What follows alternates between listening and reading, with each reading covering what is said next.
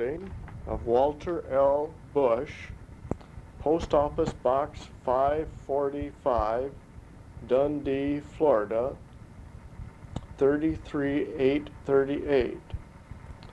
Walt lives at 164 West Juniper Drive in the Dell Lake Village Mobile Home Park. Walt's phone number is area code 813-439-1365. The recording was made on Tuesday, January 24th, 1989 by Jim Walkinshaw of the Oldsmobile History Center. This is tape number 1 of 1 tape.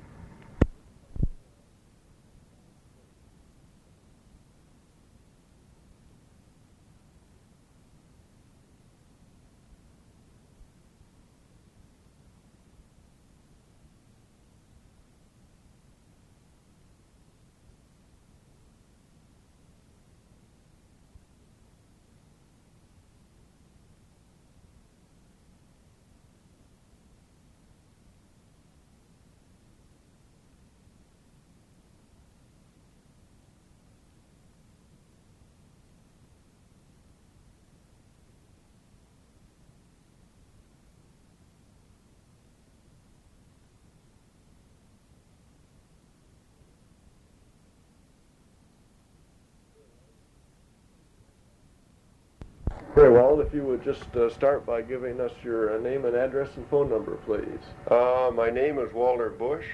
I live at 164 Juniper Drive in Dundee, Florida. Okay, is that your mailing address? No, my mailing address is Post Office Box 545. All right. Is there a zip code down here, Walt? 33838. All right. Now, your phone number is 439-1365. And your area code? 813. Okay, very good. Now maybe you could just take us back to when you started at Oldsmobile and what you were doing and where you were working. Well, my first job at Oldsmobile was December of 1948. They put me on body drop. Body drop. Oh, and this worked out real fine until I dropped my first body. Oops.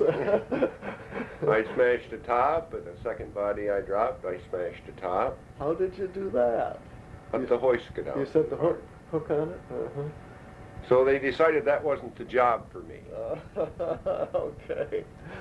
Which didn't break my heart because I didn't like it anyway. Didn't they give you any training on that, on how to do that so you wouldn't hit the top? Well, in those days we were out in building 19, I think it's 19, the old the body float area now. Yeah, 16 and 20, I think that and yeah. Mm-hmm. The bodies came in, and the jacks you had to, I don't know if you know how much they weigh or not, but you had to push them uphill to catch the dogs to go out, and they were a bear. Oh, jeez. So I did that for a day, and then they wanted me to... Was that just a side transfer, sort of, then you picked it up and moved it sideways? Is that how you got across? Once it came around a body drop, you picked the body off, and you had to push it out and up an incline. Yeah, that was the jack. Yeah. And then did the chassis come underneath you, or how'd you get over the chassis? The chassis was downstairs. Okay, so you were dropping through a hole in that building too, just like. I suppose. Mm-hmm. Okay. All right. I thought my depth perception was good, but it wasn't. Okay, that lasted a whole 2 days. Huh? Yeah, a whole 2 days. Okay. So then they put me back running cord welts and fenders. Okay. Now what's a cord welt?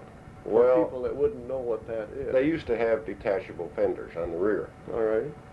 Bolted on, and they ran a small piece of plastic or what have you between the fender and the body so they wouldn't chafe together. Okay. And that was called a cord welt? Mm-hmm. Mm-hmm. Okay. So what did you have to do? What was your job? Well, you changed off. Part of the time you ran the cord welt in while another fellow bolted the fender on. Okay. Then you switched off and you bolted while he put the cord welt in. Did the cord welt have holes in it or notches or how? Notches. So just fit over the bolts and the okay. fender. And I did that until, well, they moved out of there out in building 75 when they went to the new assembly line. That was for the 49 model, so you must have moved out of there next year, right there. Yeah, very shortly thereafter. And I remember the first body that we brought out to run down the body hardware line, they forgot to put the dogs down. So it Uh-oh, it went zoom. 90 miles an hour. Luckily, it didn't break it. Gosh. It was a mess. Uh-huh. Did it come right off the It came off jack? Yeah. didn't come off the jack, but Okay. it came off the assembly line Yeah. out in the aisle. Uh-huh. I worked there for, What were you doing in the new car assembly plant? God, no, that's a good question. I did a number of jobs there. Finally, I think about a year later, I was on relief Okay. Were you on the main assembly line itself, or on a were body hardware, you were main up on the assembly line. body hardware line? Okay. Which was up on the second floor at Right. that time? Was the big bridge in that came across from the body storage area? Yes, Uh-huh. Okay. that's where I had a problem with our first body that came Uh-huh. down. Okay. I worked there, I don't know, Fred Ellis came up to be foreman in that area. I think he was up there about 3 years. Remember who your boss in the old building was? Paul Kramer Paul Kramer. Okay, I remember Paul. Yeah. came out of the office as a clerk, and they put him up Yeah. there as foreman. Uh-huh. Can't think who the general foreman was. I think it was Spencer, Okay. Harold Spencer. Uh-huh. Okay. Were you running one or two shifts in that time? One shift. One shift. I was up there, I think, about 3 years on that line, and Fred Ellis went back downstairs on the final line, Okay. last group on the final line. Mm-hmm. And he wanted me to get down with him, so I went down with him as a relief man down there, Okay. and they put me on as group leader, I don't know how many months later. Mm-hmm. But that was the last leg of the final? Last just leg of the before final. the cross, just before the test rolls must have been, huh? Test rolls are included in that. Test rolls were included. See, at that time, the test rolls were, where were they, Walt? They were on the west end of building, what is it, 32? Okay, right, kind of down there by the bridge, by the Logan Street Bridge. Yeah, Okay. we went from test rolls right on the repair line. Oh, let's see, you drove off the end of the line going straight on the test rolls, didn't you? You had a whole mess of them down there at Yeah. the end of the building. All right. Okay. And I say from there, that was directly onto the repair line. Okay. See, they went straight onto the repair line, or were they going backwards down the repair line? Do you remember? I can't remember. They were straight on the They repair were line. right. They were the right direction. Uh-huh. They were running backwards to test rolls. They were running backwards to the test rolls. Okay. Okay. So then you became, you said a group leader? Mm-hmm. Okay. What did a group leader have to do? Well, about everything a foreman was supposed to and didn't. Was it mostly paperwork, or was it? No, mostly running a line, Okay. Keeping getting parts, making number sure of people folks. were there. Uh-huh. All right. I think my biggest thrill, we used to pick up our serial plates in the clerk's office. Mm-hmm. They were on a little piece of wire, Oh, yeah. and I stepped across the line and the wire broke on 250 serial plates. And they went down in all the cracks on his. Every crack and crevice in there, I think. Oh, my Lord. Finally found them all, but You did? oh, Did they have to stop the line to find them? no. Luckily, they just Just went down, went and over, huh? but it's a heck of a Oh, yeah. awful bad feeling, you know. Here's a young kid trying to do his best and Yeah. drop a handful of those things. See, did folks all wear safety glasses and those kinds of things in those earlier days? Yes. Okay, so that had been a requirement. then. Mhm. Mhm. Okay. The guys that ran around the body drop, were they wearing hard hats or anything like that? No. No. Okay. Let's see, from there, they put me on supervision on the last group on the frame line. All right. What did that group have to do? What was its task? It was brakes, heating brakes, gas fill, transmission fill, oil fill. Okay. Was the engine in, or did you drop it? The engine was in. Okay. Wheels? Did you Wheels put the and wheels tires. on? Okay. And then it sat down on the flat top, and that was Right. the end of your, so to speak, Right. end of your tap. Just before body drop. Okay. What were some of the kinds of problems that you might have had on that section of line? Well, I had some real interesting groups ahead of me, you know. Mhm. In other words, everything that came out of their group, I was supposed to stop with 2 repairmen. Oh, you had to fix everybody else's problems. And that was a physical impossibility. Mhm. Did you have these automatic brake bleeders and all that kind of jazz in those days? No. Or this was done No, it was hand filled with a... hand fill. Guys opening up the little valves at each of the wheels Mhm. and letting it drizzle out, so to speak. Was that kind of a, was that a mess or not? It was an oily, nasty mess. We had to clean the pits, I think, twice a week to get the fluid out of there. Yeah. Yeah. They also had a spray booth there at that time to spray their axles and underneath. The black sticky stuff. Oh God! Did that dry in time? By the time it got anywhere, or did people tend to? It dripped all the way around. Oh gosh! The wheels were always interesting to me.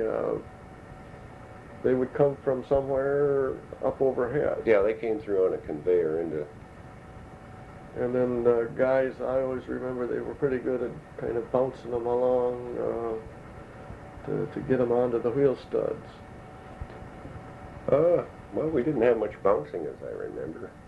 They came directly down on both sides, and they just picked one off and just slap it on. Slipped it right on. Did he have a multiple wrench? Right. You got all bolts?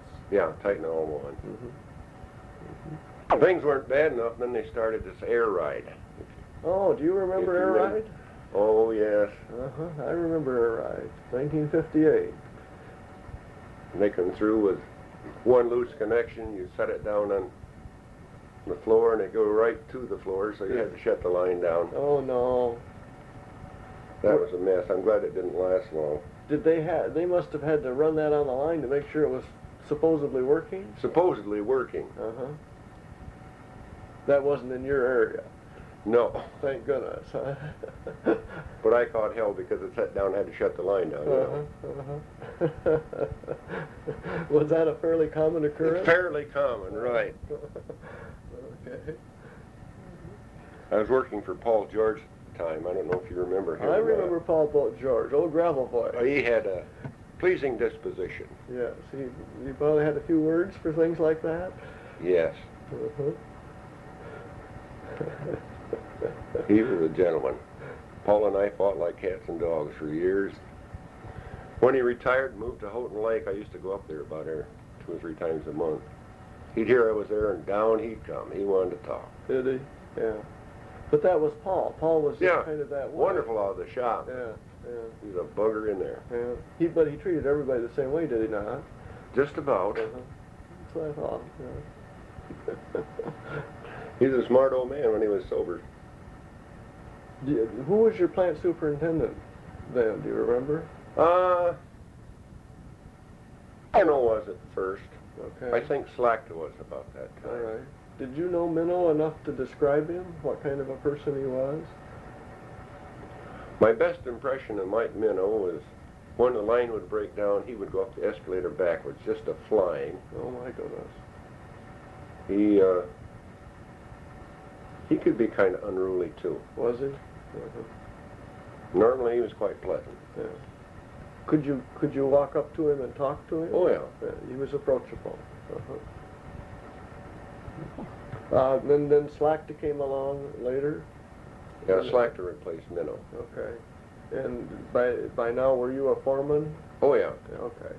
And so you must have then had some dealings with Bill Slackta. Mm-hmm. What kind of guy was Bill? He was a different kind of guy. Yeah, he was real different. He was a real smart man.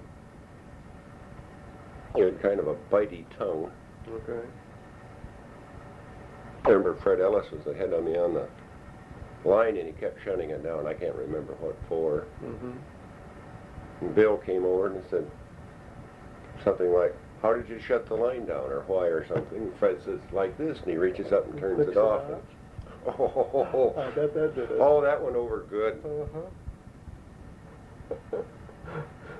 Yeah, Bill wouldn't have appreciated that. I can't really remember where I went to. Oh, I went back on Body Hardware on. Okay. So you left the frame line and went back upstairs. When they started the separate IP line on yeah, Body up Hardware. on the second floor, yeah. And Ernie Clean was my general foreman. Okay. Now, did you have the IP line, or did you? Yeah, I had the IP You line. had the IP line. Now, was that significantly different than a chassis side of things? Entirely different. From the standpoint of what you had to do? The IP line was mostly accessories, you know, All right. which is Electrical, a lot of electrical crap. about everything was electrical. Uh-huh. Was it a different kind of problem that you would have then, Walt? Yes.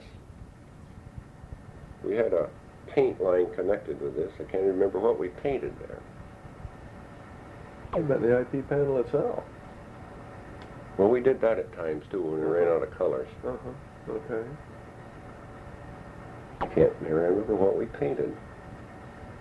It must have been the steering columns. That's probably right, yeah. Did the steering column, was that attached to the IP panel? No. It was not, okay. But you had the little paint booth was part of your responsibility? Okay. I know. At one time we had a two-colored instrument panel. Oh, yeah. Yeah. So I think we had 4 spray booths. I'd go around and come back and we'd build them up. Do you remember what any of the typical days might have been like? Part shortages were about the worst thing. Were they? So there was hundreds of parts that go in these IPs. Right. And I say you had to build by code. If that part wasn't there, you were in trouble. Yes. Were they using, how were they communicating what went on the IP? Teletype? Teletype. Was what was being used in those days? Fact is, I remember one day, I don't know, I must have been summer, fans were blowing or the windows were open or something, and a fellow didn't cover his teletype and it blew over. Oh no. And we were about 100 cars off on tape. You get over to the car and you got a red dash for a blue car. Oh no. Oh boy. We carried a float at that time, you know, most colors and things. Regular accessories. Needless to say, we shut the line down for a while and tried to sort it out what had happened. But I think we missed one instrument panel out of production out of that. All the cars they'd skipped. It had to be there somewhere, so to speak. Well, no, I say we just skipped that many. We hadn't built that many. But I think Jack McGinn was superintendent at that time, and he was real cool-headed about it. Was he? Get along well with folks? Yes, real well. Was Bill Slack an approachable person who you could just wander up to and talk to? Not too approachable. Okay. But he spent some time out on the floor. Yes. But Jack McGinn would have been more approachable? Oh, yes. Well, Jack grew up on the assembly line. Well, I don't know where Bill came from. Yeah. I'm sure Jack knew everybody that worked there. Walt, how did they communicate information to all of the foremen and the supervisors out on the floor? How did you have meetings or? Quite a few. Usually relayed by general foreman. The general foreman would just stop out and see you all on the line? Yeah, I think they had meetings every afternoon or right after lunch or something. And they'd give us the information there, or Slacker or McGinn would have a meeting. I think about somewhere in this time, Ernie Clean went over to the Tornado line. They'd started the Tornado line That over would there. have been in '66. Doug Tracy is the general foreman. Oh, okay. Doug was a nice kid. I always liked Doug. How did he handle folks? Was he a approachable person also? Normally very approachable. Of course, he had a running feud with some people, but most people he's very approachable to. Yeah. Did you get over on the Toro line, Walt? Were you Yes, assigned? I over? transferred to Tornado in 1969. 69. My Okay. daughter got married, and her husband went in the service, got drafted, went sent to Germany, so she went to Germany. Oh yeah. And my wife doesn't think too much of nights alone. So. Did you then in the other plant? Now you must have been running two shifts Two at shifts, this point right. in time. Someplace in there, we started a two-shift plant. I think in, what, 63 maybe? 60, yeah, 64 probably when we brought the F-85. Yeah, over. when the F-85 came back. Mhm. And that was a horror story. How did that work? Very badly. Yeah, right. But how long were you on one shift? Well, from Was that a? 48 till they brought the Cutlass line over there. No, I'm thinking in terms of you had to swing shift then Yeah, after the after we started the F-85 came. And so how long did you end up staying? Was it 4 weeks or 6 weeks or 8 weeks? You stayed on a 4 shift? weeks. 4 weeks. It's one back and forth. Okay. And that was a mess. Mhm. Was the whole shop? Did the whole shop do that? The hourly fellows too, or just the supervision? Well, they started out, everybody would swing. You'd have your own shift and go back and forth. And then the hourly people didn't like this, so they came up with something to stay on days and the supervision swung. Gracious sakes! Didn't that create some unique problems because of that? With the help turnover, you never knew what you had when you changed Yeah. shift. Of course, the day shift was fairly stable because that was older seniority. Mm-hmm.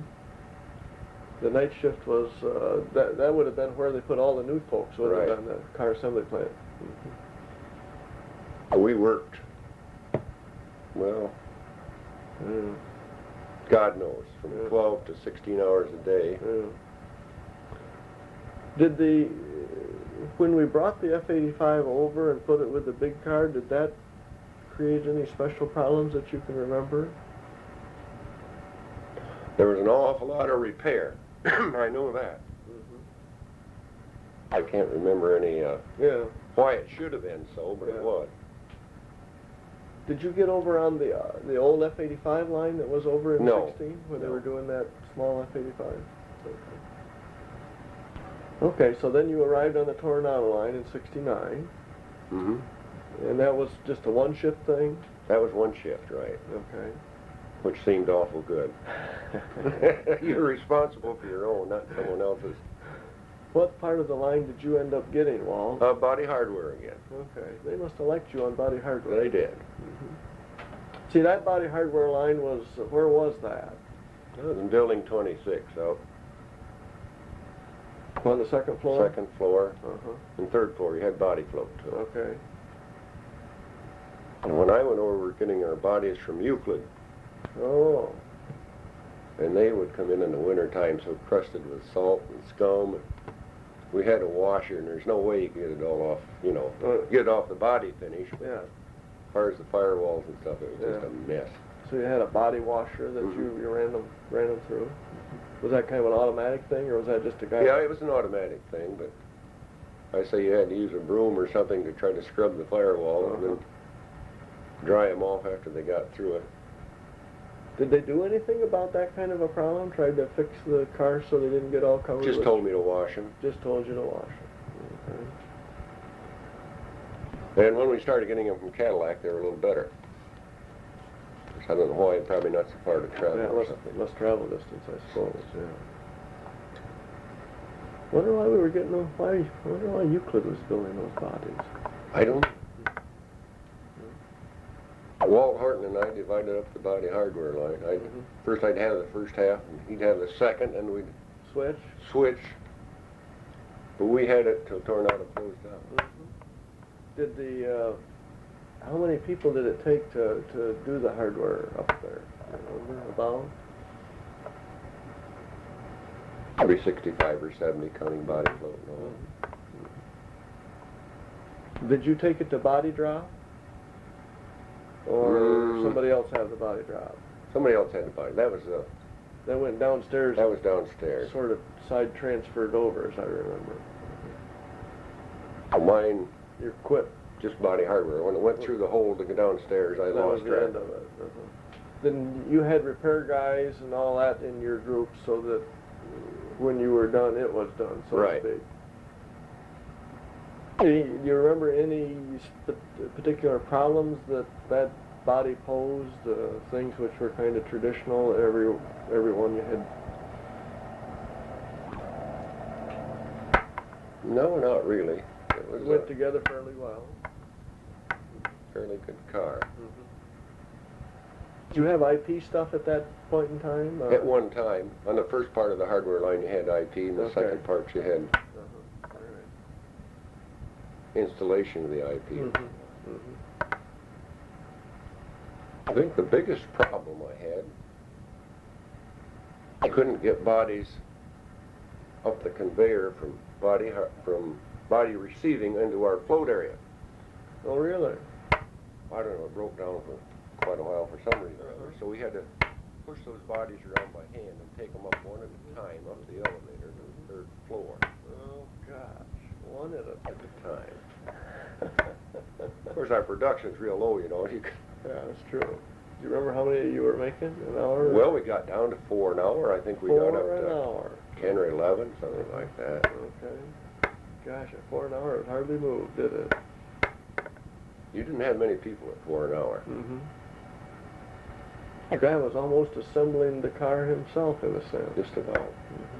Was that better or not when it was going slow? No, I mean, if you had the regular operator there, it wasn't too bad. But if you had to put someone else on it, that, Had to my learn. God, you had a list of things to do that long. Yeah, You know? yeah. How did you ever balance that all out with all the options and accessories and all that jazz? It wasn't easy. It was a mess. Mm-hmm. Did You know, you get have to lose time when you have to get back to the bench and pick up tools. Yeah. Did you get any help from the engineers on that sort of thing to try and help you out? Not really, no. Mm-hmm. No. What would an engineer have to do with it? Well, maybe you got help with work standards guys or something trying to help you balance the thing out at those low line rates. Well, as I remember right, our efficiency stayed pretty Did it? stable. But I say it's an awful lot of work for Yeah. very Yeah. few people. Yeah. How were labor relations, Walt, in those time frames after you became a supervisor?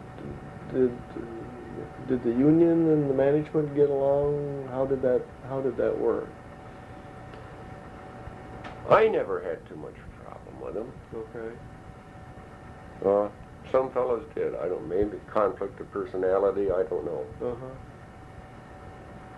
Did you have a union guy in your group at all? That whatever you call a committee man? That sort of individual? No, not at that time. I've had several. But Yeah.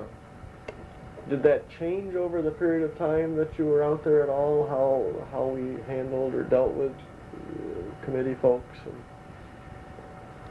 I would say it got a little more difficult all the time. I think the union was getting a little stronger, and management had given away quite a bit. As time wore on, it got more difficult. You know, you can't walk up and say you're fired anymore. You've got to have True. a 90-day process to go through it. Did you ever have any folks you had to get after that worked with you that just weren't hacking the job, so to speak? Several of That caused by folks that just didn't want to do it or couldn't or how? them. Mostly wouldn't. Didn't want to. Yeah. You know, if they could skim by and let part of their job go for somebody else to do, as long as they got the paycheck, they didn't care. But I assume somebody kind of kept track of those kinds of things, so Oh, yeah. their inspector or somebody would figure out who's having the problem. Were there some jobs that were just traditionally much harder than others? Oh, yes, really. How did you handle those from an operational standpoint? Well, about all you can do, you know, especially under dash or like fastening in a steering column or something. Now Okay. that's Where you're back-breaking hard Standing work. on your head, kind of. And you can either rotate your help on that job or Tried to give them a little extra relief, which I did if I could. Yeah. Did you have people that were very good on some kinds of things and not so good on others? Oh yeah. Did you try and find the individuals that adapted best to certain? Right. That was your approach? You're really in trouble if you get a bad snowstorm or something. They started bringing help in from sheet metal and motor plant. They've never seen a car before. Well, they might have seen one, but they never worked on one, and that was, you know, you put 2 or 3 of them on one job, and that was always a mess. Did you remember that big snow we had in, what was it, 67, or we had that 2 feet of snow, and the plant collapsed? Were you out there in that plant when the roof fell in? I wasn't out there, but I remember when it collapsed. It must have been a real problem. Was it 67? Well, maybe it wasn't. I can remember 2 of them. And, yeah, there was 2 bad I snow. remember think the one was 67 77 or... I think they were about 10 years apart. Yeah, I think that's right. I remember a 67 storm and then another one. I don't know which one preceded which. So. I remember that one in 77. I got up to go to work. I didn't look outside. Yeah. Got to the front door and I couldn't even open the door. It was buried. So I tried to call the plant and tell them I was going to be a little late, and no one had answered. Nobody else was there. Nobody got there. Yeah. I think Ted Chappell.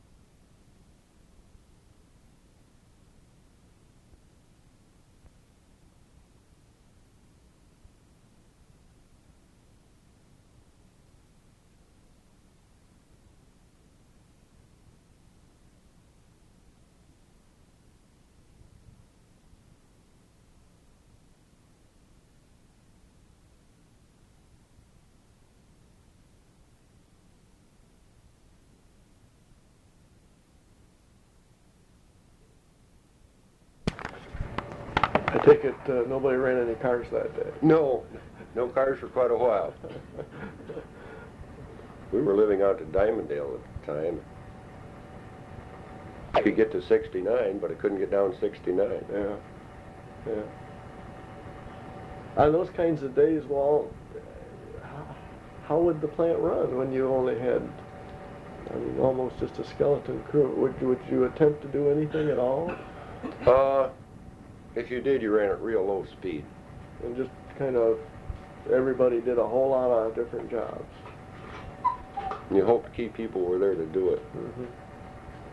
Who were the kind of the folks you considered to be your key individuals? Group leaders, relief repairmen.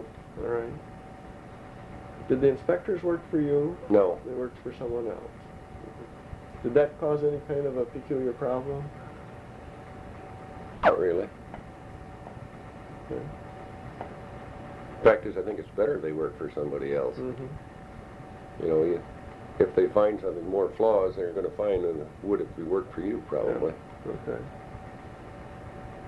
Used to have a system, didn't they, out in the plant where when the guy on the final line was finding problems, he would holler over the PA system, bolt so-and-so, this thing, blah, blah, blah. How was that done? On everything that he found down there? Is that? No, I think it's just repetitive items, as I remember it. Okay. What do people think about that thing? If it was theirs, I don't imagine they were too proud. 'Cause I remember he used to put the guy's name out over the thing, didn't he? God, I don't remember that. Joe Blow, Could be. tail light bolt so-and-so, or something. I say some of this stuff's awful fuzzy. That's okay. Doing good. Doing a fine job. Now, you stayed with the Toro line until we shut it down, you said, Walt? Then I went to the Cutlass line over in 90. Okay. Remember back to the last tornado going down the line? Mm-hmm. What happened? Seems like they were having a party or something almost. Well, no doubt. I remember a sign on it, it seemed like. You remember a sign on it that said the last Toro or anything like that when it came down the line? No, that must have been downstairs. Okay. See, when did we shut that down? That would have been 70... Must have been 70... 77, maybe? 70. 76 or 77, somewhere in there, yeah. Okay. Now, the Cutlass plant was running when you went over? No, there? it was brand new. It was brand new, so it was just starting up. Okay. So, had it started at all by the time you got there, or were you there prior to the... They'd run pilot models, that was all. Okay. Okay. So once again, I got the IP line on the body hardware. Yeah, all right. See, now, where was that at that time? That was building 90. Okay. Second floor? Mm-hmm. Okay. First time you walked up there, you thought it was the 8th floor. Mm-hmm. Quite tall building, wasn't it? Did you have then, did you say you had the body hardware line? I had the IP line and part of the body hardware. Okay. Which part of the hardware line did you have? Just molding the panels in the car. Okay. Mm-hmm. All right. So you had the end result of your job, Right. so to speak. How was that different from the other plant? Well, the conveyor method was about the only thing that I could see. Did it work better, or? Well, it was handier, really, because the body was supported, no jacks to fool with. Okay. Once again, it was strictly automation. If it worked, it was beautiful. Mm-hmm. If it didn't, it was a miss. Was it fairly dependable? Most of the time, really. Had the instrument panel changed significantly from when you started back in the old car assembly plant to this? Had this one become more... Just more accessories. It was more, well, this is, I think the first time they started using a computer was there. All right. Did you have any special equipment to test all that stuff out when you got it all put together? No. Oh, we tested radios, we tested speedometers. Mm-hmm. Well, oh, we gave the complete panel a full electrical check, but I say there was no way of checking Okay, so computers. you kind of plugged all of it in and made sure all of the... Everything lit and worked. Uh-huh. And even with that, you got stuff through that didn't work. Did you? Mm-hmm. So radios were tested offline. We couldn't test those on the line. Mm-hmm. No antenna or anything. Mm-hmm. And I don't know. Evidently, they decided to cut back for some reason. So I think we had, let's see, 5 supervisors on body hardware. I took that back to 3, so we added a little bit more to the body hardware line. Mm-hmm. So you picked up a bigger section of it, so to speak? Right.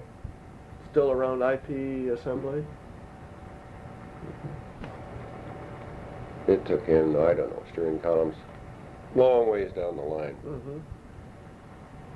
Did people, was that a new bunch of folks in that plant, or did they come from the old plant? Quite a few of them came from the old plant. Quite a few from Tornado and over there.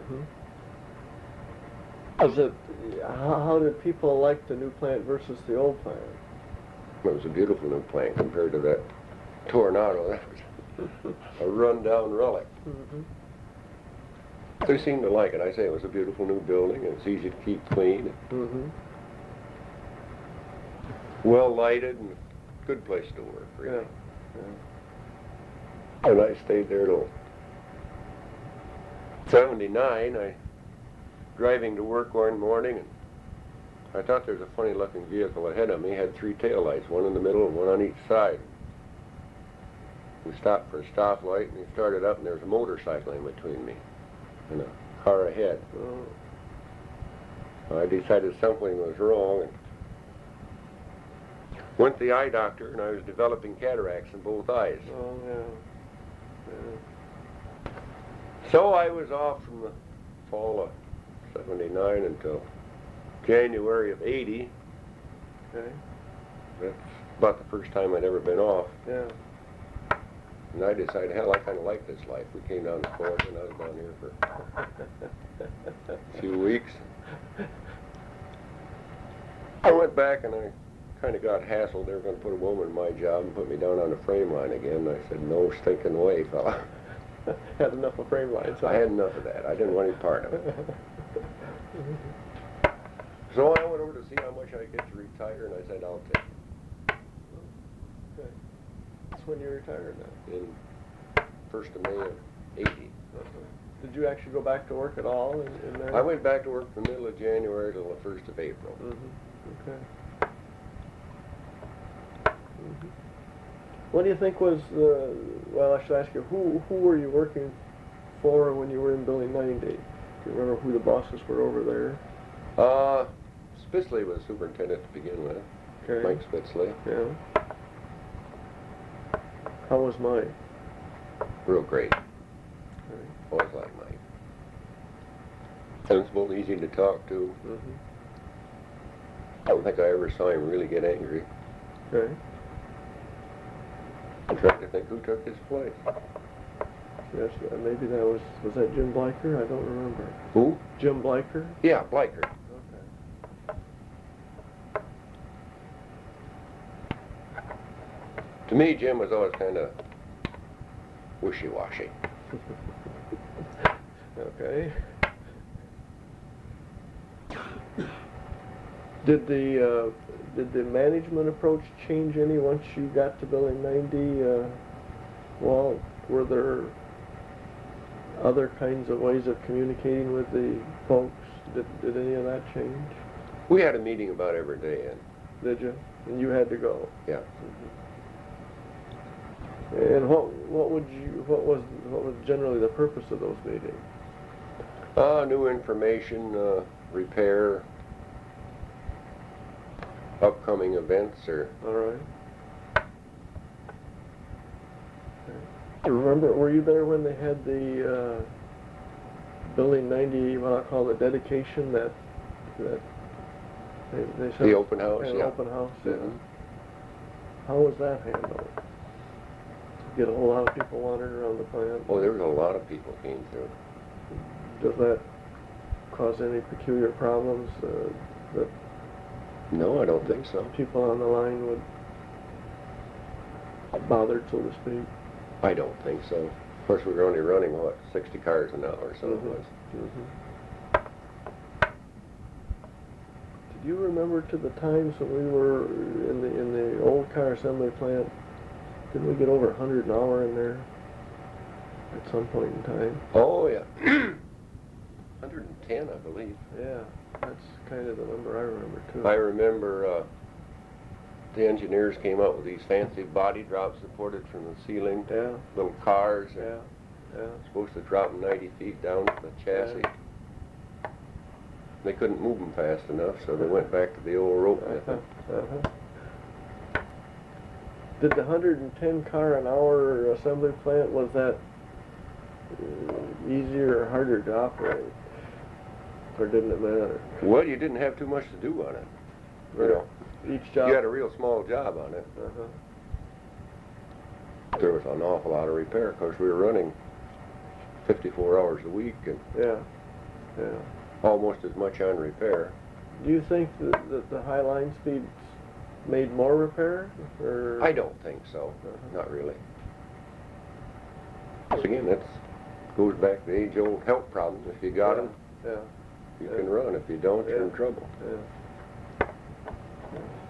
Because I think we were probably the fastest car assembly plant at that point in time in the United States. I don't know if any It running was faster. very, very fast. Of course, we only ran one shift, I think, at that Right. speed, didn't we? As you got into I'll jump back to the new car assembly plant. Did the labor relations side of things, was that any different in the new car assembly plant?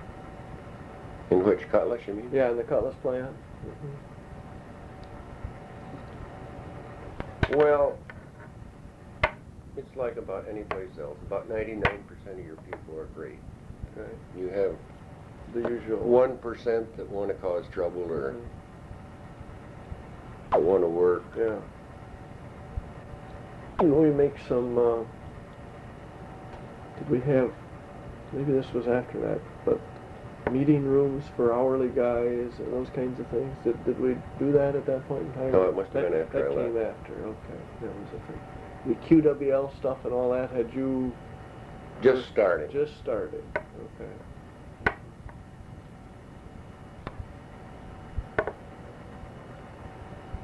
Who was maybe the best boss you worked with over all those years long? Well, as superintendent, I would say McGinn and Spitzley. Okay. How about your immediate supervisor? I think probably Doug Tracy. Okay. Doug left there and went, must have gone out to the, did he go out to the engine plant or something? I don't remember. Was he plant superintendent out there in the car assembly plant? Oh, No. He was not, No. was he? No. I don't remember where Doug did go. I think he went out to the engine plant.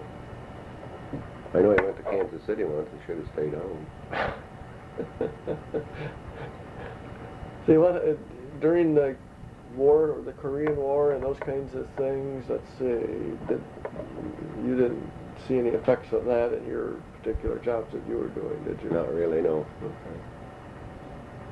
I got quite a few fellows that were in the Korean War that came back. Yes. Uh-huh.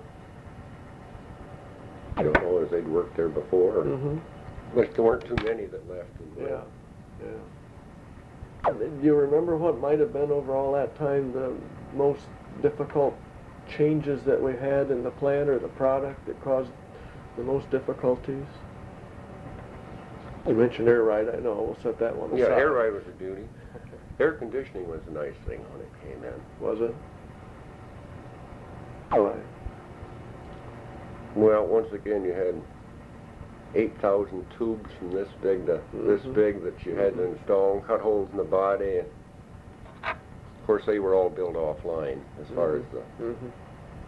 Of course, I kind of enjoyed it because I could work on the line and go out there and work another 3 or 4 hours.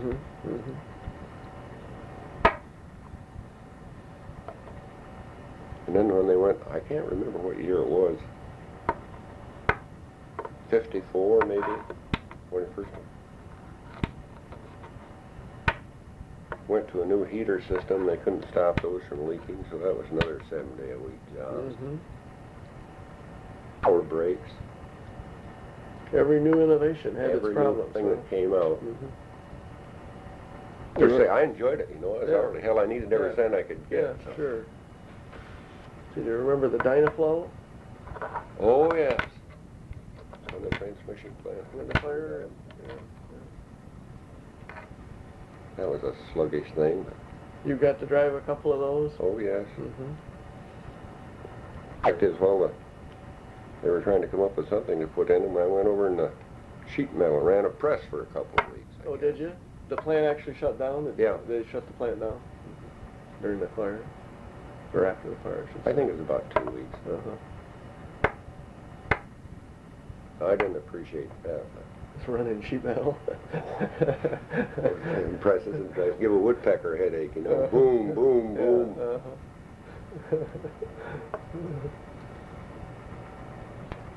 That's what they tried to do with folks, was find them a job somewhere else, so to speak. Well, they asked for a certain number of volunteers. Oh, yeah. I say I couldn't afford the time off, and I hated to stand on the unemployment line. I did that right after I came home from the service for a couple of weeks, and I said, that's it. I'd rather work. Anyway, I enjoyed my life there most of the time. I had a good group of people to work with, a lot of fun. And I say I didn't know any better. I had a sick leave in my eyes. Well, that's great, Walt. That's great. I think you kind of covered the time you were there, I think, very well, and kinds of things that were going on. Well, there's probably a million things I could think of, but Well, that'll be after I leave, probably. yeah, probably after you leave, you know, just a flashback. Oh, okay. I haven't been back, and Do you get back to Michigan at all? I usually go back once a year. I've got 3 kids and grandkids up there, Yeah. but I don't spend that much time. I say I haven't been back in the shop in 4 years, I guess. About everyone that I knew was gone now. Yeah. Pretty much everybody is retired. They've all, not many of the older fellas left now. Last time I was in the visit Bill Simmons in the Cutlass line. I'm in the office talking to him. Here come plant protection, some woman sweeper downstairs with a gun gonna shoot somebody. Oh my gracious Nuts. Going What assembly coming to? You never had those kinds of problems, did you? No, not really. I guess she was a basket case. Uh-huh.